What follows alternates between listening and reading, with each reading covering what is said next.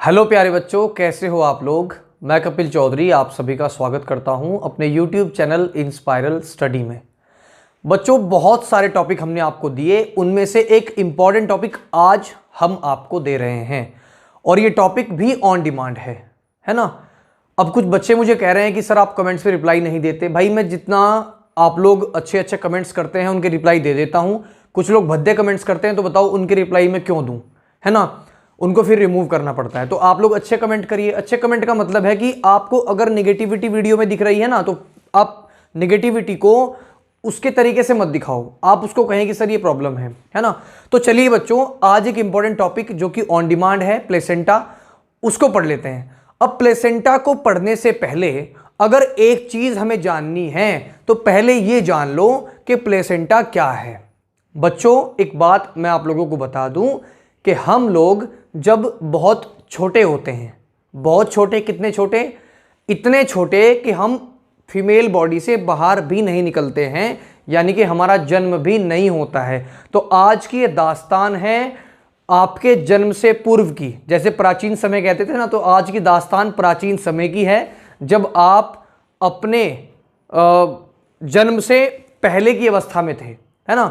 अब बच्चों एक बात समझो आप, भाई सब लोग जानते हैं जन्म के बारे में, जन्म कब हुआ, नाम कैसे रखा गया, किसने रखा किसने नहीं रखा, कब बर्थडे मनाया, कब सेल्फी खींची। लेकिन हम लोग क्या डिस्कस करने वाले हैं, जन्म से पहले की कहानी। और सबसे बड़ी बात है भाई, जन्म से पहले की कहानी बहुत इंटरेस्टिंग है। इंटरेस्टिंग का मतलब यार मेरे दिमाग में तो सवाल उठता है, पता नहीं आपके दिमाग में कभी उठा कि नहीं उठा, कि जब बाहर निकले तो हम लोग मेमोरी ग्लैंड्स के द्वारा मिल्क पी रहे थे, माँ का दूध पी रहे थे, है ना। जब उससे ज़्यादा बड़े हुए तो हम लोग पिज़्ज़ा, बर्गर, डोसा ये खाने लगे, है ना। चाउमीन, मोमोज बहुत बच्चे खाते हैं, फास्ट फूड, स्नैक्स वगैरह। अब लेकिन कभी आपके दिमाग में ये बात नहीं आई क्या कि जब हम जन्म नहीं हुआ था हमारा, कम से कम 8 से 9 मंथ, यानी 8 to 9 मंथ तो हम यूट्रस में रहे, हम क्या खा रहे थे वहाँ पर। हमारे पास क्या वहाँ चाउमीन आती थी, हमारे पास क्या वहाँ बर्गर आते थे, है ना। तो आप सभी के दिमाग में ये बातें शायद ही आई होंगी, है ना, लेकिन मेरे दिमाग में तो आती हैं, है ना। अब मेरे दिमाग में आई है तो दिमाग में से निकाल करके आपको बताना कि आप अपने जन्म से पहले क्या क्या करते थे उसके बारे में जानने की कोशिश कर लेंगे, है ना। तो भाई सबसे पहले की जो स्ट्रक्चर है वो देख लो। हमारे पास ये फीमेल रिप्रोडक्टिव सिस्टम है ना। अब क्योंकि हम बात करेंगे कैसे खाना लेते हैं तो खाना यहीं पे लेंगे, है ना। अब बच्चों यहां से मैंने आपको बताया था कि यहां से आपका ओवम निकलता है और ओवम का यहां पे क्या हो जाता है, आपका स्पर्म के साथ फर्टिलाइजेशन हो जाता है। ये तो क्लियर था। अब उसके बाद ये आपका 16 सेल स्टेज बनके यानी ब्लास्टुला बनके जाता है। ब्लास्टुला की वीडियो आगे आने वाले समय में दूंगा, है ना, क्योंकि डिमांड इसी की, तो इसी की मैंने आपकी डिमांड पूरी कर दी, ठीक है। तो बच्चों जहां पर जब 16 सेल स्टेज आ जाती है उसमें, यानी आपका क्या बनता है, ब्लास्टोसिस्ट बन जाता है, इसका मतलब ब्लास्टुला बन जाता है। अब यहां पहला जो आपका फर्टिलाइजेशन है ये मैंने आपका क्लियर कर दिया। देखो सबसे पहले ओवरी से ओवम निकलते हैं, मेल बॉडी से स्पर्म पहुंचते हैं, किसके द्वारा, मैथुन क्रिया यानी कॉपुलेशन के द्वारा, इंसेमिनेशन होकर के, ठीक है। अब सीमन पहुंचा, स्पर्म पहुंचा यहां पर, ठीक है, और स्पर्म और ओवम मिले, देन फर्टिलाइजेशन हुआ, है ना। बात समझ में आ रही है, बहुत बढ़िया। क्या हुआ, ओवम मिलकर के स्पर्म, ओवम यहां से निकले, स्पर्म मिला तो फर्टिलाइजेशन हुआ, फर्टिलाइजेशन होकर के क्या बना, जाइगोट बना, यानी कि आपका युग्मनज बना। क्या बना, जाइगोट, जिसको हिंदी में कहते हैं युग्मनज, ठीक है। अब बच्चों इसके बाद की जो स्ट्रक्चर होती है वो 16 कोशिकाओं की स्ट्रक्चर होगी, यानी इसका डिवीजन होता है ना, डिवीजन होता है इसका। तो यहां पर आने के बाद ये क्या बन जाता है, आपका ब्लास्टुला कह सकते हैं। अब आते हैं हम अपने ब्लास्टुला पे। तो जो आपकी एम्ब्रायो की बाद की स्टेज है ना, जो आपके एम्ब्रायो की बाद की स्टेज है उसको हम कहते हैं ब्लास्टुला, ठीक है। तो भाई एक चीज समझो, जब यहां से ये नीचे आ रहा था इसमें, तो सिंपल सी बात है कि यहां से यहां तक आने में इसको समय तो लगेगा। अब कम से कम 6 दिन के बाद, 6 डेज ऑफ फर्टिलाइजेशन के बाद ये आपका कहां आ जाता है, यूट्रस में आ जाता है।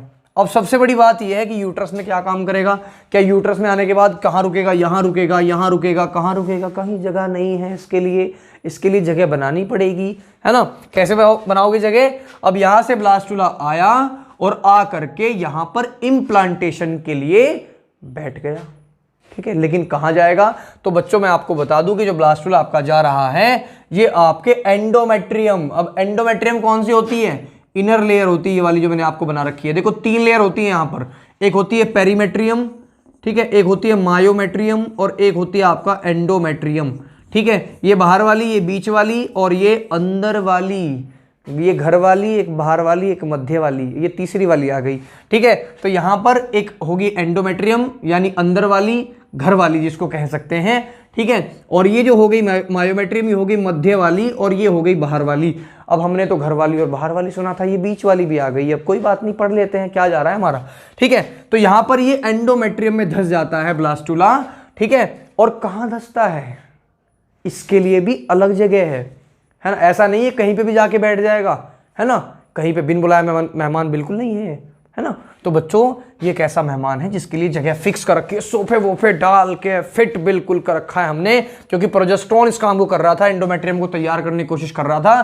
तो ये इसी में जाएगा और ये आपका फंडस है, आपको पता है, तो ये इसी के निकट रहता है ना, नियर द फंडस। अब आप लोगों को इसकी लोकेशन अगर पूछनी होगी तो यही कर सकते हैं, हम बता सकते हैं। अब यहां कहेंगे फंडस जो होता है उसके नियर, अब चाहे तो वो यहां रुक जाए और चाहे वो यहां रुक जाए, ऐसा नहीं कि हाँ यहां नहीं आना, है ना, चाहे तो वो लेफ्ट में रुके चाहे वो राइट में रुके, रुकेगा नियर द फंडस। ठीक है ना, फंडस के पास। अब यहां पर क्या हुआ, यहां पर आपका ये जो ब्लास्टुला है इसके आसपास एक लेयर बन जाती है। ठीक है, इसकी सतह देखो, एक लेयर बनती है, इसका नाम है कोरियोन। ठीक है, एंडोमेट्रियम में जो ब्लास्टुला है उसके आसपास क्या बन जाती है? लेयर बन जाती है। अब एक क्वेश्चन मेरे दिमाग में आ रहा है, मैं आपको बता ही देता हूं। आप लोग क्या सोचते हैं कि आपका जो यूट्रस है, उस यूट्रस के अंदर अगर कोई बेबी पड़ा हुआ है या फिर जो जिसका जन्म होने वाला है, तो आप दिमाग लगाओ क्या खाली ऐसे ही पड़ा होगा, है ना। बच्चों एक छोटा सा एग्जाम्पल लेता हूं।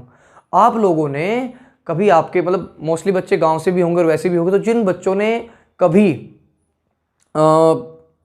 एक कह सकते हैं बफेलो का जो बेबी होता है उसको होते हुए देखा होगा, बेसिकली सभी देखते हैं, जब छोटे बच्चे थे हमें बहुत शौक लगता था, हम भी देखते थे, बहुत छोटे बच्चे सभी देखते हैं, है ना।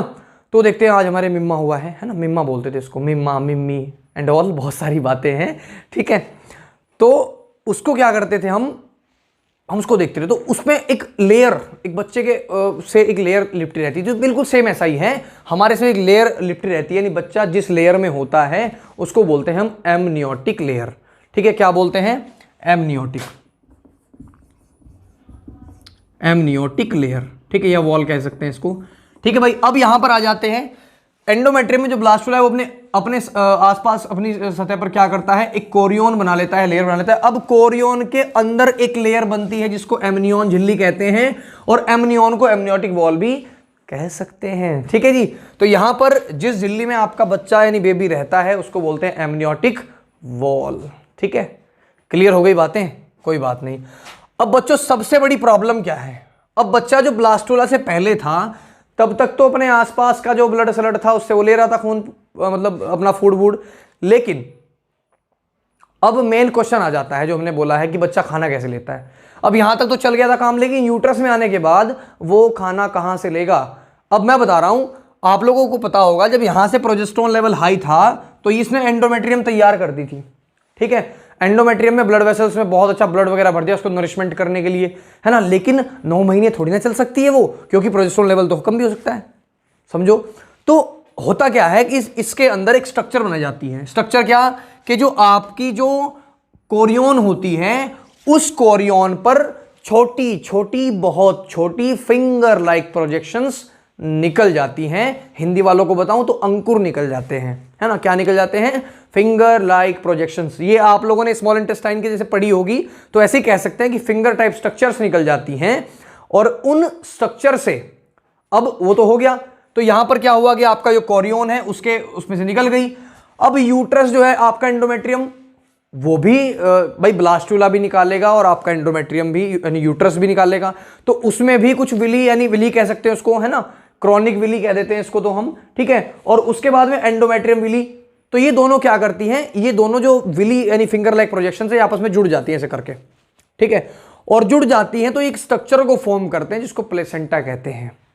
और वो उस प्लेसेंटा का काम भोजन देना बच्चे को, नरिशमेंट करना बच्चे का, साथ ही साथ उसमें ब्लड का फ्लो, ठीक है, साथ ही साथ जो उपयोगी आपके कह सकते हैं कि न्यूट्रिएंट होते हैं, पोषक तत्व होते हैं, वो पहुंचते हैं। हार्मोन्स का स्राव भी होता है उन्हीं में से। और सबसे बड़ी बात देखो, प्रेगनेंसी के दौरान, गर्भ के दौरान बच्चे को इंजेक्शन वगैरह लगाए जाते हैं तो वो भी उसी के माध्यम से वहां पे पहुंचते हैं। और सबसे बड़ी बात बच्चों एक और है, मदर का जो ब्लड होता है और बच्चे का जो ब्लड होता है वो दोनों आपस में कभी नहीं मिलते, है ना। उनके बीच में एक झिल्ली होती है और उस झिल्ली से न्यूट्रिएंट छन करके जाते हैं, है ना, छलनी कह सकते हैं हिंदी में, ठीक है। तो उसमें क्या होता है कि आपका एक झिल्ली होती है तो उसमें न्यूट्रिएंट छन के जाते हैं, अलग अलग रहता है ना। कैपिलरीज के द्वारा ब्लड जो है वो पहुंच जाता है, आपका जो फूड जो है वो पहुंच जाता है। तो बच्चों यहां पर एक बात समझ के आप लोग चलो, मैंने आपको बता दिया कोरियन विलाई कोरियोनिक स्ट्रक्चर है, मिलती है आपस में फिंगर लाइक प्रोजेक्शंस। और एंडोविली यानी एंडोमेट्रियम विली भी मैंने आपको बता दी, लेकिन अनबाइलिकल कॉर्ड नहीं बताया। अब बच्चों उस बच्चे की नाभि देखो, कभी कभी छोटा बच्चा होगा तो छोटे बच्चे की नाभि देखना, उसकी नाभि पे चिमटी लगा के रखते हैं डॉक्टर। क्यों लगा के रखते हैं? क्योंकि वहां से जो अनबाइलिकल कॉर्ड है वो आपकी प्लेसेंटा से चिपकी रहती है, यानी अटैच होती है, जिसके माध्यम से सारा का सारा न्यूट्रिएंट हमारे बॉडी के अंदर जाता है। तो अगर किसी बच्चे को न्यूट्रिएंट लेना हो तो उसको दांत चबाने की जरूरत नहीं है ना, उसको पानी पीने की जरूरत नहीं, सब कुछ उसको ऑटोमेटिक थ्रू प्लेसेंटा मिलता रहेगा और मिलता रहेगा, ठीक है। अब एक चीज मैं आपको और बता दूं कि placenta is a temporary organ, है ना। मैं अगर अपने हार्ट की बात करूं तो हार्ट एक परमानेंट ऑर्गन है ना। हार्ट परमानेंट नहीं हो जाएगा तो मैं टेम्परेरी हो जाऊंगा, है ना। समझ के चलो बात, अगर परमानेंट नहीं होगा तो हम टेम्परेरी हैं, इसका मतलब हम निकल लिए यहां से, है ना, होगी राम नाम सत्य।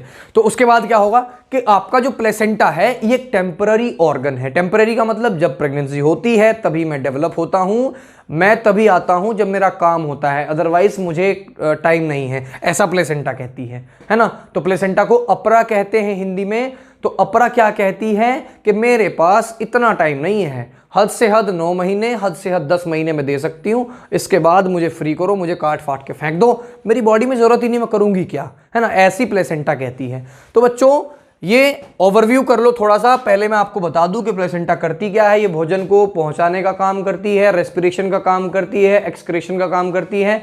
बच्चा जो पोटी वोटी करता है ना, पोटी नहीं करता वहां पे, पोटी नहीं करता, बल्कि उसके ब्लड से ही आपका जो है सब एक्सक्रेशन मटेरियल निकल जाता है। रेस्पिरेशन भी वहीं से करता है, न्यूट्रिशन भी वहीं से करता है, हार्मोन का सेक्रेशन भी वहीं से होता है, और जो वैक्सीनेशन वगैरह होती हैं उन्हीं से आपके जो है सब चीज़ें उसमें ट्रैवल करती हैं। तो सिंपल सी बात है कि प्लेसेंटा का बहुत इंपॉर्टेंट रोल है। अगर प्लेसेंटा ना हो तो हमारा बच्चा डेवलप नहीं होता, है ना। और बच्चा डेवलप नहीं होगा तो क्या होगा, हम नहीं होंगे, क्योंकि हम भी कभी बच्चे थे, ठीक है जी। तो बच्चों आज की वीडियो आपको कैसी लगी कमेंट करके ज़रूर बताएं। चैनल को सब्सक्राइब करना बिल्कुल मत भूलना, क्योंकि हम यहाँ पर आपको फनी लैंग्वेज में फनी टॉपिक्स, इंपॉर्टेंट टॉपिक्स पढ़ा देते हैं। तो बच्चों सब्सक्राइब ज़रूर करना, क्योंकि इससे क्या होगा, इससे हम और थोड़े आगे बढ़ेंगे, आगे आपकी लाइव क्लासेस भी शुरू कर सकते हैं, ठीक है। लेकिन वो तब करेंगे जब बच्चों हमारे पास कुछ होगा। फिलहाल लॉकडाउन ने सबको बावड़ा कर रखा है, अभी केवल इतना ही कर सकते हैं कि आपको लेक्चर्स प्रोवाइड कर सकते हैं। बच्चों इंस्टाग्राम पे फॉलो कर लो ताकि वहां भी बातें सातें हो जाएं, है ना। बहुत सारी बातें करेंगे वहां पर भी। और सबसे बड़ी बात, चैनल की वीडियो जितनी भी हैं आप उनको जा करके देखो, मजा आएगा 100%, ठीक है बच्चों। तो आज की वीडियो में इतना ही, फिर मिलते हैं एक अच्छी सी वीडियो में। आप कमेंट करके बताइएगा, कोशिश करेंगे आपकी वीडियो बनाने की। जय हिंद, जय भारत बच्चों, फिर मिलते हैं, नमस्ते। और हाँ चलो कुछ नहीं, छोड़ो, फिर बोलते हैं। ओके, टाटा बाय बाय, जय हिंद, जय भारत।